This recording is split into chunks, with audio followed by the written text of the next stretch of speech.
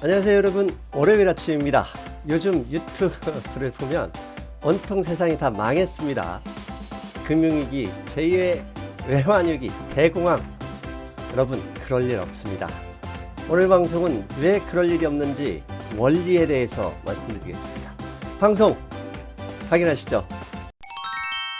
페드, 연준의 항복, 주식시장은 새로운 비상을 준비하고 있다. 주식시장뿐만 아닙니다. 금융시장 전체가 이미 추세 전환, 피봇, 이게 나오고 있죠. 한 달 전입니다. 제가 오른쪽 귀가 갑자기 들리지 않았습니다. 아무것도 들리지 않아서 동네 이비인후과에 가니까 난청, 돌발성 난청 같다고 큰 병원에 가보라고 하더라고요. 그래서 큰 병원에 갔더니 스테로이드 고용량 처방을 하면 되겠다 하시더라고요. 그래서 이유가 뭐냐 그랬더니 뭐 혈압 문제일 수도 있고 콜레스테롤 문제일 수도 있다 이렇게 얘기를 했고, 스테로이드 고용량 처방은 위험하니까 저한테 확인서를 작성해 달라고 했습니다. 그래서 일단 확인서를 작성하고 처방전을 받아 약을 탔지만 먹지는 않았습니다. 그래서 평소에 알고 지내던 미국의 닥터 오브 닥터, 면역학, 예방학을 전공했던 의사 선생님께 전화를 물었더니 아마도 명루 씨는 스트레스가 많은 직업이니까 극심한 스트레스에 의한 지방간 때문에 당뇨가 왔을 수도 있고 그 문제 때문에 오른쪽 귀가 안 들리는 것이다 라고 말씀을 주셨어요. 그래서 먼저 저에게 간 기능 검사를 좀 해봐라 이렇게 하셨어요. 그래서 간 기능 검사를 받고 수치를 보여주니까 그분 말씀대로 저는 정말 지방간과 당뇨가 말도 못하는 수준이었습니다.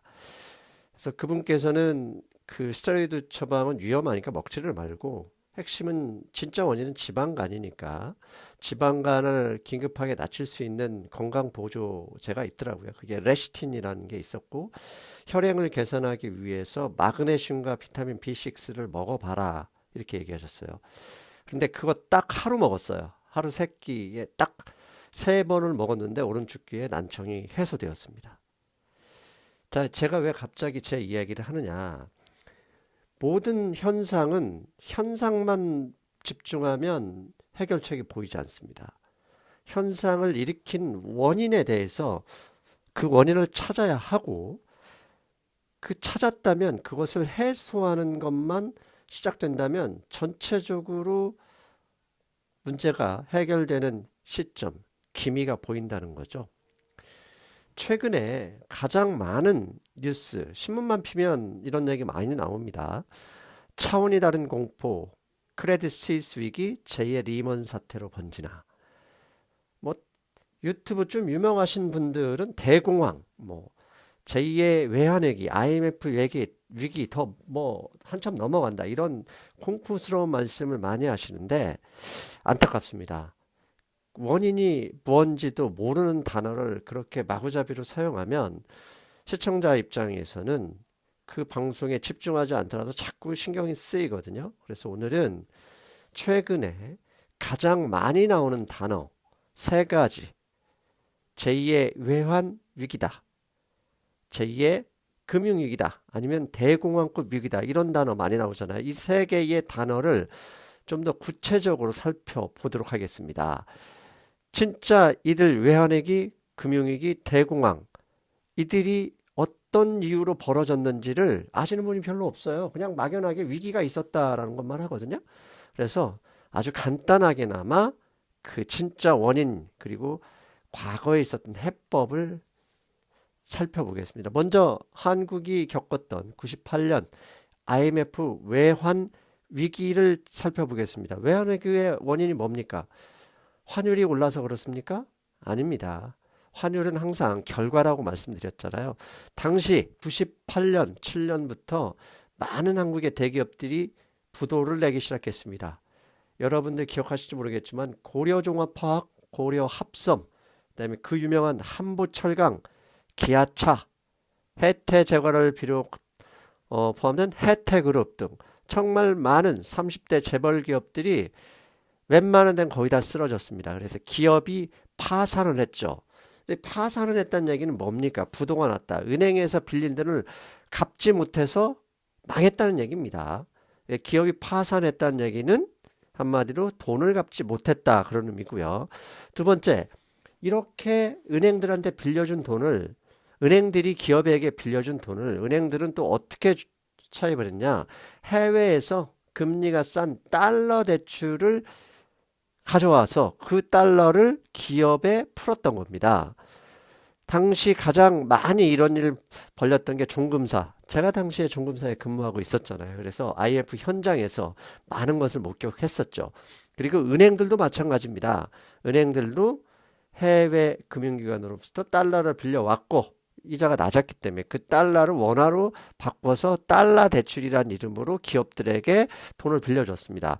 그런데 이들 기업들이 부채가 너무 많다 보니까 대마불사 이러다가 그냥 쓰러졌어요. 그래서 기업의 파산으로 은행들이 이들 기업에 돈을 받지 못하자 재무제표에 심각한 위기가 생겼고 그럼에도 불구하고 해외 금융기관들에서 빌려온 달러는 갚아야 하잖아요. 그래서 거의 망해버렸던 거죠. 그래서 발생한 게 부채 디플레이션, 즉 기업이 파산하니까 부채가 사라졌고 부채가 사라지니까 통화량이 급감했다. 이게 경제학 용어로 부채 디플레이션입니다. 이 부채 디플레이션은 다음에 바로 잠시 후에 설명을 드릴 겁니다. 감기만 해 주십시오. 이게 IMF 외환위기의 원인이고요. 두 번째, 2008년 리먼 브라더스가 파산하면서 발생했던 글로벌 금융위기. 그 원인은 첫 번째, 미국. 당시에 2000년 나스닥 버블을 해소하기 위해서 당시 그린심펀 연준의장이 저금리를 상당히 오랫동안 지속을 했습니다. 그러자 부동산 시장이 과열이 됐죠. 그래서 부동산 담보대출이 엄청나게 늘어났습니다. 그렇게 부동산 담보대출이 늘어나니 다시 부동산 가격이 올랐고 그러니 너도 나도 많은 금융기관들이 담보대출 증권, 즉 모기지 증권에 투자를 했죠. 문제는 우량 모기지 증권에만 투자한 게 아니라 부실 모기지 증권, 즉 담보 가치가 없는 것들도 A급으로 감안해서 투자했죠. 이게 서프라임이죠. 그래서 이 부동산 담보대출이 어마어마하게 늘어났는데 앞불사 부동산 가격이 급락을 시작했고 그렇게 급락을 시작하자 담보대출 증권이 다 쓰레기가 돼버렸죠.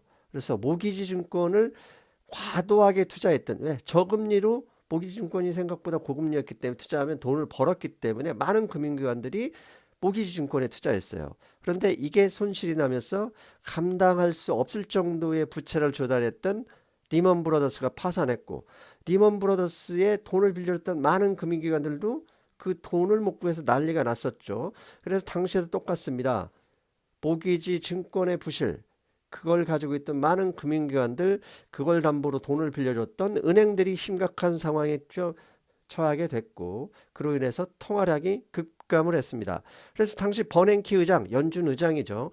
헬리콥터 벤이라는 별명을 가졌잖아요. 왜? 돈을 뿌리면 해결된다 이랬거든요. 근데 아무도 믿지 않았지만 실제로 그래서 위기가 해소되었습니다. 왜?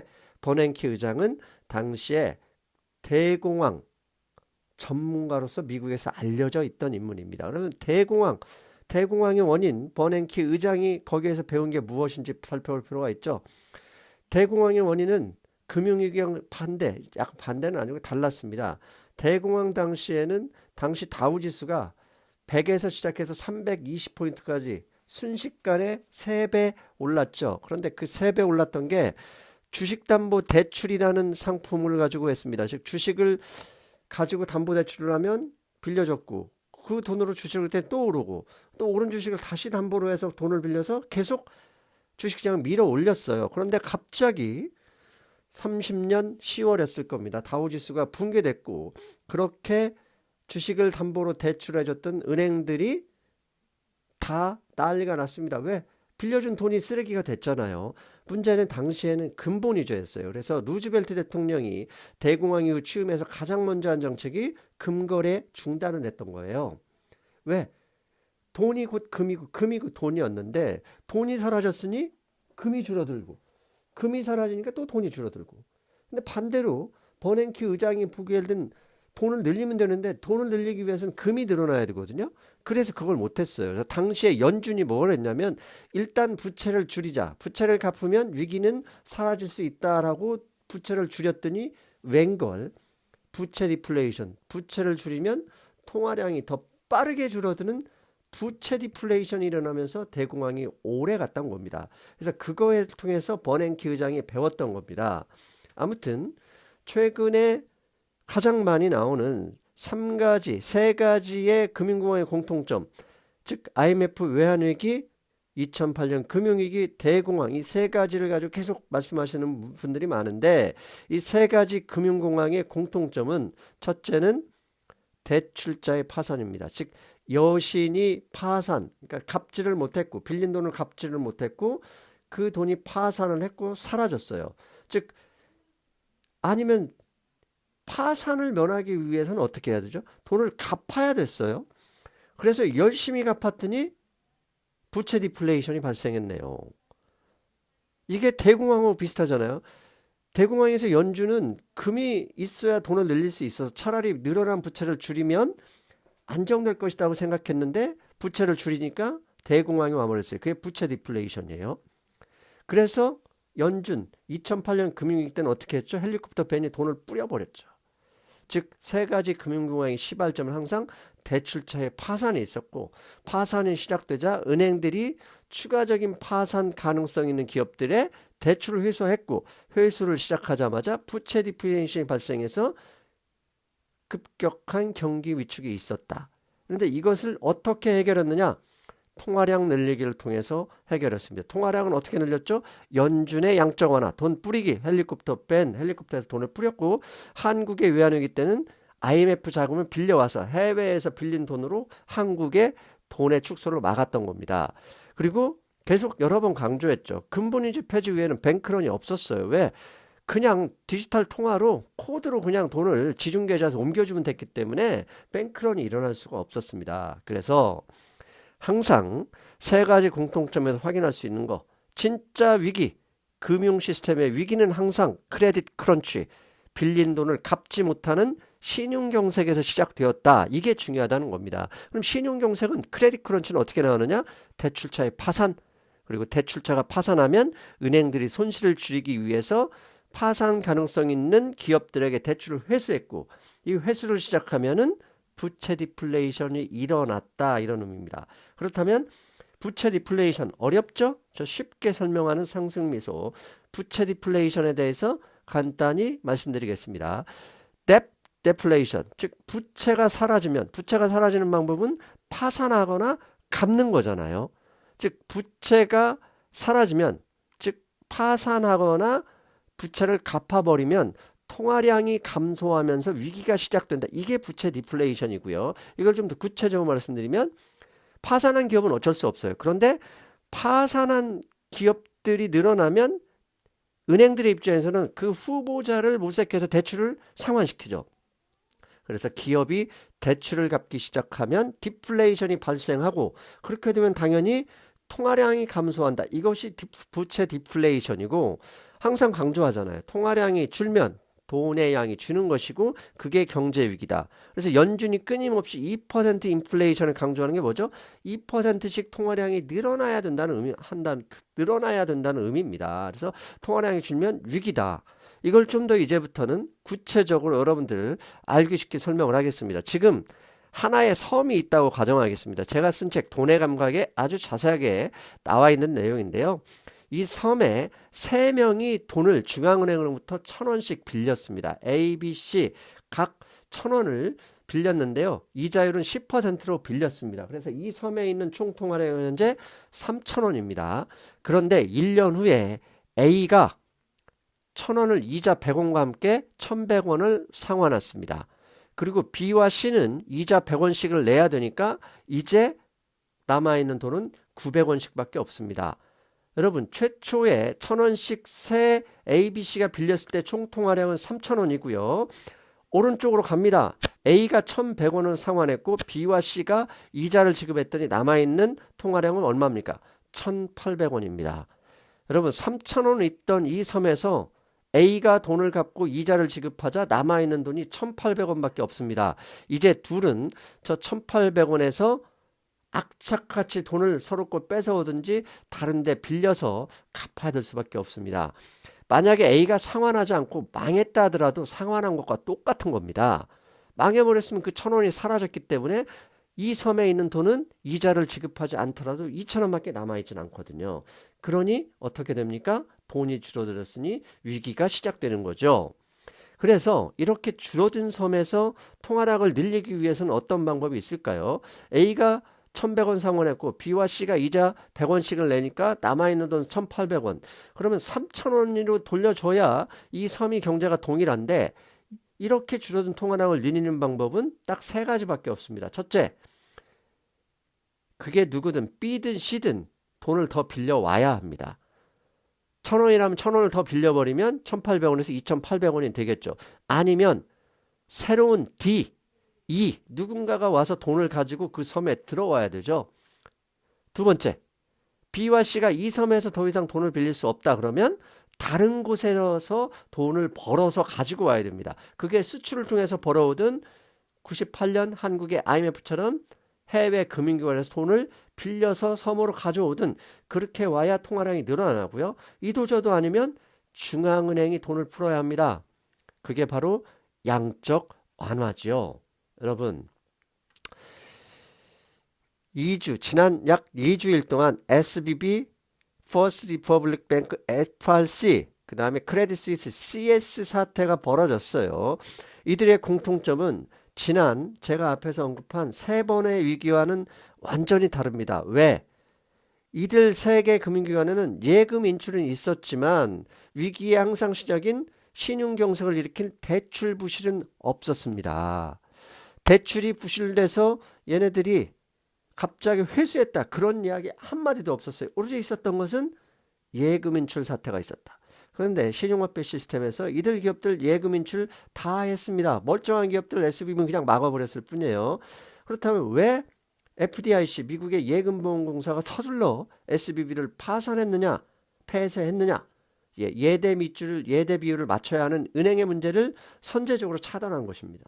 예금이 줄어들면 그만큼 대출이 비율로 축소해야 되는데 대출을 축소하게 되면 앞에서 얘기하는 신용경색이 나오죠.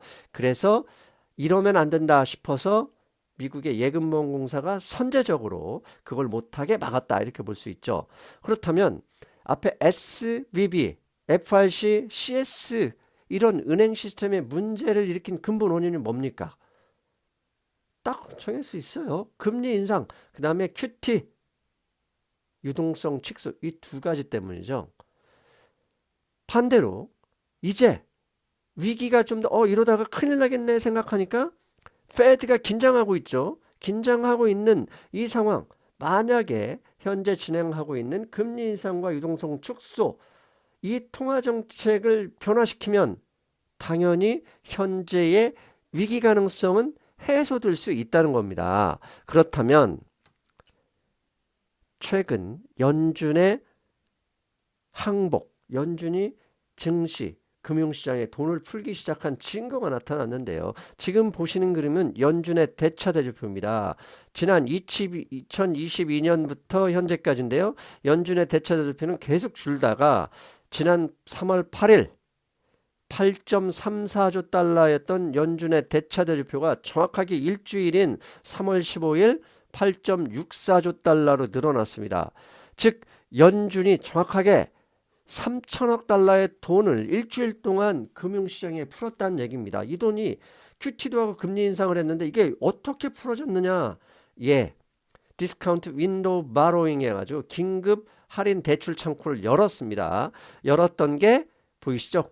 약 1,600억 달러를 일주일 만에 긴급 대출 창구를 활용해서 시중에 내보낸 겁니다. 자, 이랬더니 이게 어떤 사람들은 QE니 뭐 새로운 양적 완화니 아니니 틀렸다 서로 싸우고 있는데요. 틀리든 말든 그건 상관할 필요가 없습니다. 이 돈이 시중에 일주일 만에 3천억 달러가 쏟아져 들어왔다는 얘기입니다. 그 돈으로 여러분 핫도그를 사 먹을 수도 있지만 주식도 사고 채권도 사고 어디에든 쓰였다는 얘기입니다. 돈이 나왔으면 결국 그만큼 유동성이 증가했다는 얘기고 그 증가한 만큼 증시든 금융시장이든 안정을 찾았을 가능성이 있습니다. 이렇게 페드가 항복해버린 자세를 바꿔버린 원인은 뭡니까? 예, 앞에서 강조했던 것과 동일합니다. 지방은행들의 예금 인출이 시작되자 이들이 예대 비율을 맞추기 위해서 대출을 중단하거나 회수를 시작한 것, 이렇게 되면 부채 디플레이션이 시작한다. 이 위기의식을 느꼈던 거죠. 그리고 부채 디플레이션, 혹시나 발생할지 모르는 부채 디플레이션을 사전에 차단하기 위해서 연준이 선제적 조치를 취했고, 그의 일환으로 SVB를 폐쇄해버렸고, 반대로 보이지 않게 긴급자금 일주일 동안 3천억 달러를 풀었다. 그렇게 결론을 낼 수 있습니다. 그렇다면 증시에 주식시장에 주는 힌트가 있습니다. 제 방송은 그 힌트를 위해서 앞에 논리적인 것을 끌어왔던 거죠. 크게 세 가지인데, 첫 번째, 이제는 금리 인상 중단 문제가 아니다. 0.25% 다음 주에 할지 모릅니다. 할 가능성 당연히 높다고 봅니다. 하지만 그게 마지막 가능성이 있고, 오히려 안 할 수도 있고, 안 하는 걸 넘어 금리 인하에 대해서 논의를 조만간 시작할 가능성이 높다. 이게 첫 번째. 두 번째, 인플레이션 논정 끝났습니다. 금요일에 미시간대 기대 인플레이션이 3.8%로 확실히 내려갔습니다. 그런데 예비치죠. 최근에 은행의 문제, 이미 지방은행들은 주요 기업들의 대출을 회수하기 시작할 수 있습니다. 그게 걱정하는 거거든요. 이미 인플레이션 논쟁은 끝났고, 이로 인해서 디플레이션 걱정이 바로 이어질 가능성이 높다. 그렇게 되면 금리 인하, 양적 완화 축소, 오히려 유동성 확대를 그 방향으로 갈 수 있다는 거죠. 그렇게 되면 현재 어떻게 됐죠? 달러화 하락하고 있고, 채권금리 내려가고 있고, 골드 가격은 반대로 상승하고 있습니다. 은행에서 돈을 갚을 때 금을 받지 않죠. 달러화로 받습니다. 시스템의 위기가 생기면 가장 먼저 달러가 올라야 하지만 달러화는 반대로 떨어지고 있다. 왜? 아하, 유동성이 확대될 가능성이 높겠구나 라면서 금융시장이 먼저 반응하고 있기 때문입니다. 마지막으로 여러분 보시는 그림은, 노란색은 페드의 대차 대조표고 아래의 파란색은 S&P 500 인덱스입니다. 페드의 밸런스의 쉿이 늘어나는 만큼 철저하게 증시는 올랐고, 반대로 줄어들 때는 줄어들기 시작하면서 증시는 흔들렸죠. 일주일 동안 3천억 달러가 늘어난 것으로 끝이 날까요? 아닙니다. 더 늘어날 가능성이 있고요. 이제는 금리 인상 중단, 인플레이션 논쟁 끝났다 보시고, 페드에 항복한 이상 증시도 이제는 조금씩 상승의 방향으로 진행될 것이다. 한 달 내내 3월 초부터 말씀드리고 있습니다. 3월에 주식시장, 증시, 주식 비중을 늘려야 할 때다. 위기가 나와서 흔들릴 때마다 부지런히 사라. 왜? 이제는 올라갈 때이기 때문입니다. 예, 대출 부실, 주식시장이나 부동산 버블 붕괴에 의한 대출, 여신의 부실, 이게 있어야 외환위기든 대공황이든 옵니다. 인간은 공포에, 두려움에 먼저 반응하는 게 진화적으로 증명되어 왔죠. 그럴 일 없습니다. 아직까지 그런 신호 없습니다. 걱정하지 마시고 3월은 문제가 생길 때마다 주식 비중을 늘려라. 이게 일관된 주장입니다. 여러분, 저는 다음 시간에 뵙겠습니다. 여러분, 안녕.